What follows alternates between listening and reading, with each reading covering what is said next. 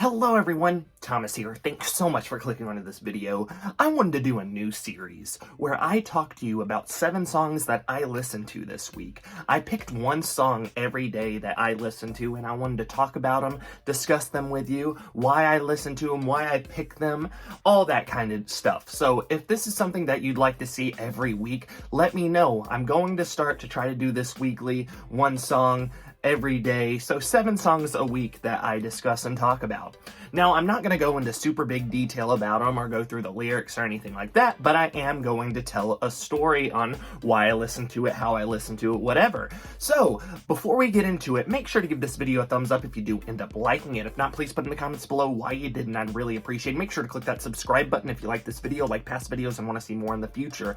Also, I have a LinkTree link down below that goes to my other social media as well as my Spotify. If you don't have Spotify and have another music stream platform, just search up Thomas Hadley. My music will be there. Maybe I will also make a playlist of these songs, and by the end of the year, we'll have a huge playlist for it. Either way, let's get into the song that I listened to on the 1st of January. And that's going to be Don't Let Me Fall by B.o.B. It's the first track off of B.o.B, The Adventures of Bobby Ray. Now, I wanted to listen to more of B.o.B's discography, and I wanted to start off with his first mainstream album, and that was The Adventures of Bobby Ray. This album has Magic, it has Beautiful Girls. I'd never said that I could sing well, okay?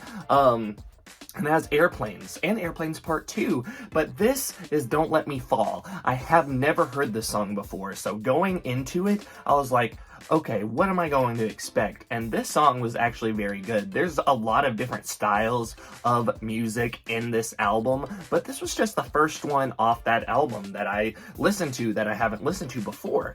And I really, really enjoyed it. I really got the hook. The hook was very, it felt emotional. And also, he's getting to a point where he's becoming, you know, bigger when it comes to mainstream media, and he doesn't want to fall down. He wants to be able to continue being popular for, you know, everybody so they could hear his music. Now, number 2, the second song I listened to was Paralyzer by Finger 11. Now, I listen to a wide range of music, so I'm all over the place. Now, this song specifically for me means a lot because me and my buddy Joseph back in the day, would play RuneScape. This was back in middle school. We would play RuneScape, and he actually introduced me to this song, and I absolutely love it. I love that it had a cuss word in it, and I was like, yeah! It was so awesome at the time, and it's still awesome to this day. And it's from 2007. The album is from 2007, and right now, my friend Mercedes and I are doing a podcast called Hit Eject, and right now we're doing a podcast episode for each year, starting from the year 2000, talking about our top 10 favorite songs from that year. A lot of the times we forget songs, but this is definitely going to be on my top 10 list from 2007. I absolutely love the energy. It's so much fun. I'm not paralyzed, but I seem to be struck by you. Like, it's so gritty and so emotional, but so good. So if you haven't heard this song, I definitely suggest it. Now, the next song is actually Grace Kelly by Mika. If you don't know who Mika is, he is a UK pop artist. It's funny, because this song was all over TikTok for a little while because of Ryan Reynolds and Will Ferrell, and I never heard this song before that. And then I saw in the comments that it was a really big song in the UK, and people were like, how have you not heard this song? Because it was everywhere. But in the US, it wasn't. I never heard this song until that specific TikTok came out. And also, I actually knew Mika before this, before I listened to it on TikTok, because he wrote a song or performed a song for the movie Kick-Ass, and I absolutely love that movie, and I love that song. And hearing this song and knowing that it was a Mika song, I had to listen to it. So I listened to it again on January 3rd and absolutely loved it. Again, it's so high energy, it's so much fun, it's very poppy, and I just really love Mika's energy. He has some other songs too throughout his discography. I really like Popular with him and Ariana Grande. It uses a sample from Wicked, but I think it's a really cool idea. But also Grace Kelly, I think it's I could be brown, I could be blue, I could be violet skies, I could be purple, I could be purple, I could be anything you like. I just really enjoy it. But now, number 4 is actually one of my buddy's songs. Me and this guy named Matthew James Himmer, we met on YouTube due to 21 Pilots music, and we did a couple songs years and years ago, and we've just kept in contact ever since. And this song is actually from 2019, and it's called Hangman, and I really like just the aspect of it and the thought of it. It's actually just about yourself being, you know, overthinking and continuing to talk to yourself, and I think it's really an awesome and unique sound and song. I definitely suggest listening to it. Like I said, it's called Hangman by Matthew James Himmer. He's a very awesome artist. He went to school for music. He produces and writes and all that kind of stuff. He's a very awesome guy. So I definitely suggest going to check that song out as well. Now we got Face Down by the Red Jumpsuit Apparatus. If you don't know this song, do you feel like a man when they push you around? When he, you know what I'm saying. It's a very high energy song about, you know, domestic violence and how it's not okay. It's not okay that he's pushing you around. It's not okay that he's pushing you, pushing the girl around.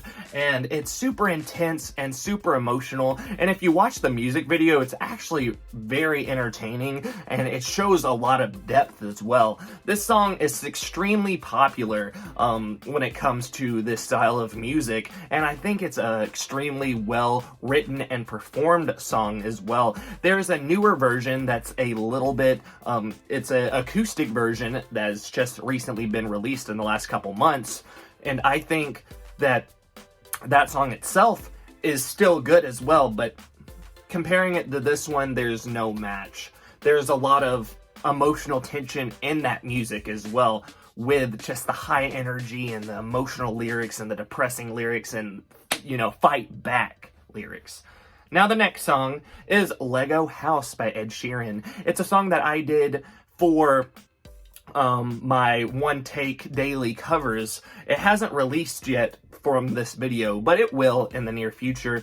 I absolutely love this song, and I always have. The first time I ever heard it, I fell in love with it, and this comes from Ed Sheeran's Plus album, if I'm not mistaken. It's around the same time that A-Team was out. It's from that same album, and I just really love Ed Sheeran's vocals in this song.